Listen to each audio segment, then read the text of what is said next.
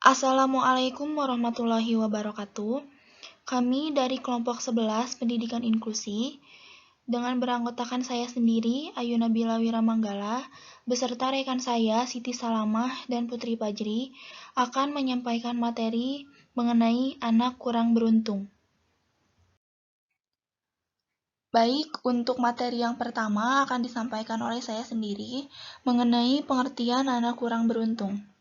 Menurut Marty, pada tahun 2005, anak-anak yang kurang beruntung dalam pendidikan adalah semua anak yang mengalami hambatan belajar yang langsung dan yang tidak langsung tersisihkan dari atau ditolak kesempatannya untuk berpartisipasi secara optimal dalam aktivitas belajar yang dilaksanakan dalam setting formal atau non-formal. Anak-anak menjadi kurang beruntung dikarenakan lingkungan sosial, budaya, regional, politis, dan ekonomi di mana mereka tinggal. Berikutnya mengenai klasifikasi anak kurang beruntung. Adapun klasifikasi anak kurang beruntung yaitu yang pertama, anak-anak yang tidak pernah masuk sekolah karena faktor ekonomi, sosial, budaya, sikap, dan faktor-faktor lainnya. Yang kedua, anak-anak yang putus sekolah karena kurang biaya sekolah, minat terhadap pendidikan, kehamilan, dan pernikahan dini, praktek sekolah yang menekan, dan sikap negatif guru. Yang ketiga, anak-anak yang tinggal di panti asuhan, termasuk mereka yang kehilangan satu atau kedua orang tuanya, telah mengambil alih peran sebagai kepala keluarga. Yang keempat, anak-anak yang terjangkit dengan atau terkena dampak HIV atau AIDS. Yang kelima, anak-anak yang tinggal di daerah konflik atau pengungsi yang terlantar dan sebagainya. Yang keenam, anak-anak yang secara geografis tinggal di daerah terpencil yang harus berjalan jauh ke sekolah. Yang ketujuh, anak-anak jalanan yang meninggalkan rumahnya karena kondisi sosial dan ekonomi. Yang kedelapan, anak-anak di area kota dan pedesaan yang harus bekerja untuk menambah penghasilan keluarga dan ketinggalan sekolah. Yang kesembilan, anak-anak yang memiliki keterbatasan secara fisik, seperti gangguan penglihatan, pendengaran, dan sebagainya. Selanjutnya, mengenai karakteristik anak kurang beruntung di Indonesia. Yang pertama, ada karakteristik anak dengan status sosial ekonomi rendah. Konsep status sosial ekonomi memberikan kesadaran akan posisi sebuah keluarga dalam komunitas masyarakat, termasuk mengenai bagaimana kesempatan pendidikan yang dapat ditawarkan pada anak mereka. Konsep ini mengacu pada berbagai variabel termasuk pendapatan keluarga, pekerjaan orang tua, dan tingkat pendidikan orang tua. Prestasi anak di sekolah juga berhubungan dengan status sosial ekonominya, di mana anak dengan status sosial ekonomi yang lebih rendah memiliki resiko putus sekolah yang lebih besar.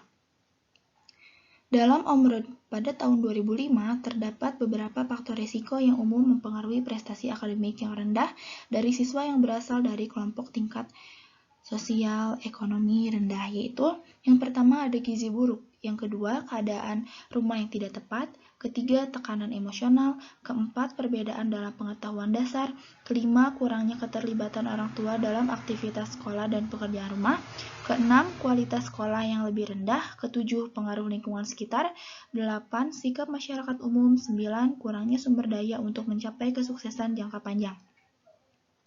Yang berikutnya, mengenai karakteristik anak yang beresiko gagal di bidang akademik. Beberapa kondisi yang menyebabkan anak beresiko gagal di bidang akademik adalah kondisi sejak awal yang beresiko, yaitu jika seorang anak telah didiagnosa secara fisik atau kondisi mental yang memiliki kecenderungan yang tinggi terhadap keterlambatan dalam perkembangan. Kondisi ini termasuk di dalamnya seperti kelainan kromosom, genetik, dan gangguan sistem saraf. Yang kedua, kondisi biologis yang beresiko, yaitu jika anak-anak yang berusia di bawah 3 tahun yang memiliki sejarah dan dalam gangguan biologis atau kejadian yang menghasilkan kemungkinan yang tinggi terhadap keterlambatan perkembangan. Yang ketiga, kondisi lingkungan yang beresiko, contohnya kekerasan pada anak oleh orang tua, kemiskinan, tidak punya tempat tinggal, dan kekerasan di rumah. Yang keempat, anak yang mengalami gangguan akibat penggunaan zat-zat tertentu oleh orang tua. Alkohol dan obat-obatan terlarang lainnya yang digunakan ibu ketika masa kehamilan dapat mengarahkan kepada gangguan ringan hingga berat. Anak yang lahir dengan gangguan obatan yang dikonsumsi oleh orang tua biasanya akan mengalami kekerasan fisik, seksual, dan emosional. Yang terakhir, ketidakstabilan keluarga seperti perceraian, perpisahan, dan ketiadaan status perkawinan dapat mengakibatkan orang tua tinggal secara terpisah dengan anak yang dibawa dari satu rumah ke rumah orang tua lainnya.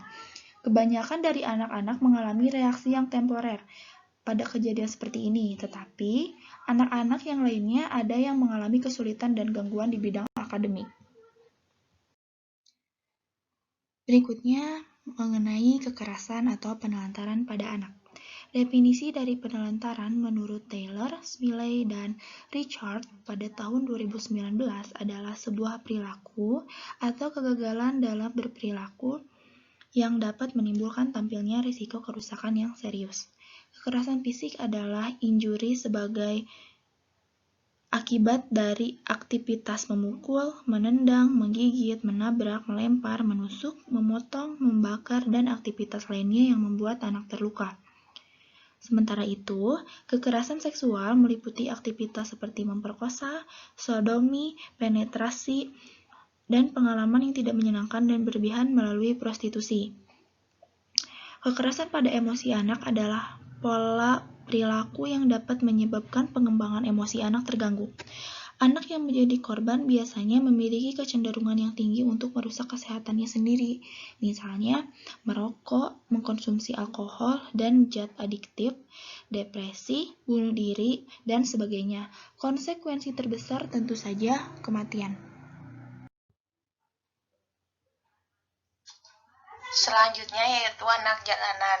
Anak jalanan merupakan anak-anak berumur di bawah 16 tahun yang sudah melepas diri dari keluarga, sekolah, dan lingkungan masyarakat di dekatnya, larut dalam kehidupan yang berpindah-pindah di jalan raya. Lalu ada 3 penggolongan homeless berdasarkan penggolongan durasi waktunya, yaitu yang pertama, jangka pendek, biasanya kembali ke rumah jika masalah sudah selesai. Yang kedua, jangka panjang, namun hanya membutuhkan waktu sebentar untuk mandiri. Dan yang ketiga, mereka akan membutuhkan bantuan orang lain.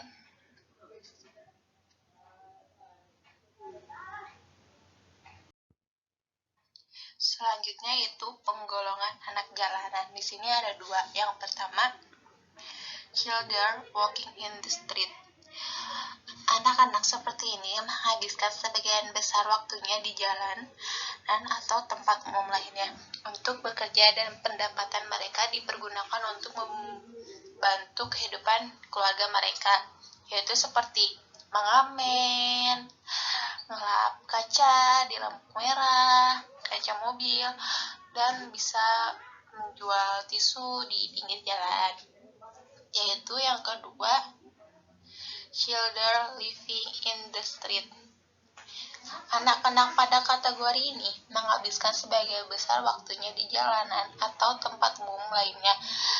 Tetap dari semua waktu tersebut hanya sedikit saja yang digunakan untuk bekerja, ya seperti anak pang atau seperti preman yang suka malak-malak. Selanjutnya ada pentingnya pendidikan bagi anak kurang beruntung.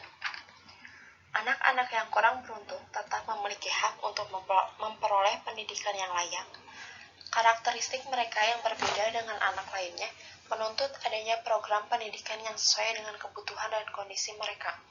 Salah satu kelompok anak-anak yang kurang beruntung yang sangat besar jumlahnya adalah anak jalanan.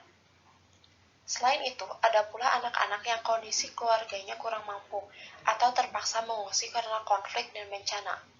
Dalam jangka yang sangat panjang, mereka hampir dipastikan tidak sekolah. Jika keadaan bertambah buruk, anak-anak terpaksa harus bekerja walaupun masih berusia 10-14 tahun. Permasalahan yang utama adalah bagaimana anak-anak tersebut harus tetap hidup dalam lingkungan yang berat, karena pada umumnya pendidikan dan keterampilan mereka rendah. Maka pilihan pekerjaan yang paling mudah adalah pekerjaan dalam sektor informal, di mana dalam sektor ini dibutuhkan waktu pekerja yang panjang untuk mendapatkan penghasilan yang memadai. beberapa strategi untuk mengubah marginalisasi dan pemisahan anak-anak yang kurang beruntung sebagai berikut. 1. Perubahan pemikiran para pendidik dan pembuat keputusan kebijakan. Perlu adanya pemikiran yang berpindah dari memandang anak sebagai risiko menjadi memandang anak sebagai hal yang menjanjikan. Yang kedua, memulai sedini mungkin semua anak mulai dengan antusiasme untuk belajar dan program pengembangan anak usia dini yang berkualitas berdampak pada keberhasilan sekolah dasar, khususnya bagi mereka yang kurang beruntung. Dan yang terakhir, pendekatan holistik, mengidentifikasi faktor-faktor sekolah yang berdampak pada apakah dan bagaimana anak belajar dengan sukses di sekolah, faktor lingkungan, pendapatan keluarga, dan status sosial, kesehatan, serta nutrisi, termasuk sebuah program dukungan keluarga untuk membantu orang tua, keluarga, dan masyarakat untuk menjadi bagian dari pendidikan anak. Akan dijelaskan oleh saya yaitu program pendidikan bagi anak kurang beruntung. Fokus pendidikan untuk anak tidak beruntung adalah untuk mengembangkan bakat yang mereka miliki. Untuk mengembangkan bakat tersebut, ahli pendidikan perlu membuat sekolah atau kelas inklusi yang dapat menampung anak-anak kurang beruntung. Dalam pelaksanaan kelas inklusi ini, sangat diperlukan dukungan dari keluarga dan sekolah untuk mengoptimalkan kemampuan mereka secara optimal.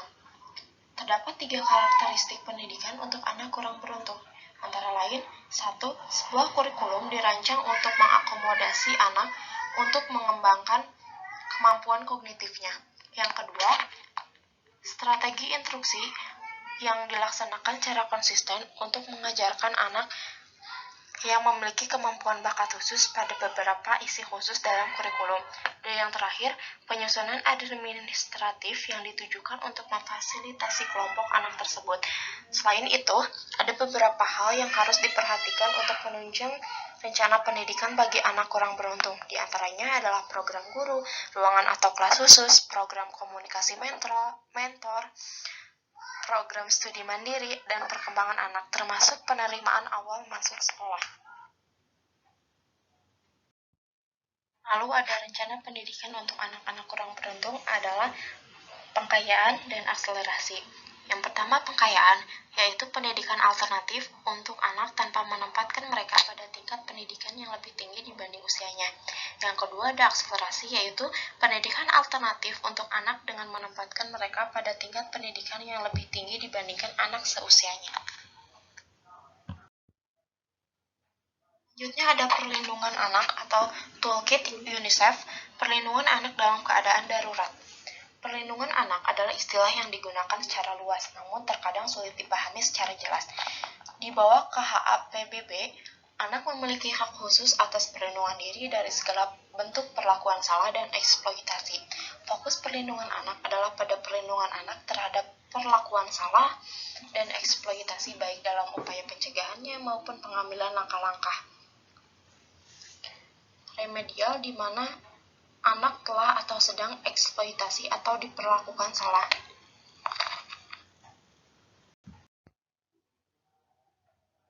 UNICEF telah mengembangkan model konseptual untuk memahami lingkungan protektif yang diperlukan untuk mempromosikan perlindungan anak yang berfokus pada 8 bidang utama, yaitu 1. Sikap, tradisi, adat, kebiasaan, dan praktek. Lingkungan protektif bagi anak tidak dapat tercipta di dalam masyarakat yang mempunyai sikap atau tradisi yang memfasilitasi terhadap terjadinya perlakuan salah. Seringkali dalam keadaan darurat, praktek-praktek tradisi yang merugikan anak seperti pernikahan dini meningkat jumlahnya. Hal ini terjadi karena banyak keluarga dihadapkan pada situasi baru dan menyulitkan. Masyarakat dan keluarga memegang peranan sangat penting dan merupakan ujung tombak dalam perlindungan anak. Yang kedua ada komitmen pemerintah untuk memenuhi hak atas perlindungan. Komitmen pemerintah untuk menghargai, melindungi, dan memenuhi perlindungan anak adalah elemen paling penting dalam lingkungan protektif. Dalam keadaan darurat, pemerintah bukan saja memegang peranan yang signifikan dalam merespon keadaan darurat, namun mereka pun berperan besar dalam menentukan bentuk-bentuk bantuan tanggap darurat dan pemulihan jangka panjang. Yang ketiga, diskusi terbuka dan komitmen dengan isu-isu perlindungan anak. Pada tingkat yang paling dekat, Anak-anak diberikan kemungkinan untuk berbicara mengenai isu-isu perlindungan anak yang mempengaruhi mereka maupun anak-anak lainnya. Pada tingkat nasional, perhatian media dan komitmen masyarakat sipil memperkuat terbentuknya lingkungan yang protektif. Kerjasama di antara lingkungan dan pihak-pihak yang terkait di berbagai tingkatan adalah esensial untuk membentuk koordinasi dan respon yang sangat efektif. Yang keempat, perundang-undangan dan penegakan hukum yang protektif. Kerangka kerja perundang-undangan yang menandai dan yang didesain untuk melindungi anak, mengimplementasikannya, dan penegakannya adalah sangat esensial. Dalam keadaan darurat, undang-undang reguler mengenai perlindungan anak di tingkat pusat dan kebijakannya tetap berlaku. Namun, undang-undang dan kebijakan tambahan dapat digunakan untuk merespon sesuai dengan kebutuhan dan dapat memberikan perlindungan yang khusus. Yang kelima ada peningkatan kapasitas.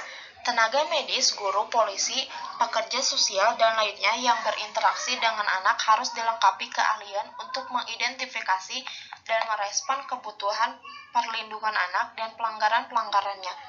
Termasuk di dalamnya adalah peningkatan kapasitas masyarakat, keluarga, dan anak itu sendiri. Yang keenam ada keterampilan hidup, pengetahuan, dan partisipasi anak. Anak tidak terlalu rentan terhadap perlakuan salah apabila mereka memahami akan hak-hak mereka untuk bebas dari perlakuan salah dan eksploitasi, serta layanan-layanan apa saja yang tersedia untuk melindungi mereka. Dengan informasi yang tepat, anak-anak mendapat pengetahuan, keahlian, dan kemampuan untuk mengurangi resiko.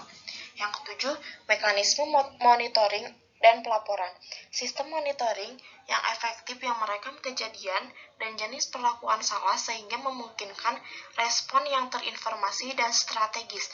Hal ini penting, terutama pada keadaan darurat, di mana situasi di lapangan memungkinkan untuk berubah secara dramatis sepanjang keadaan darurat dan fase pemulihan.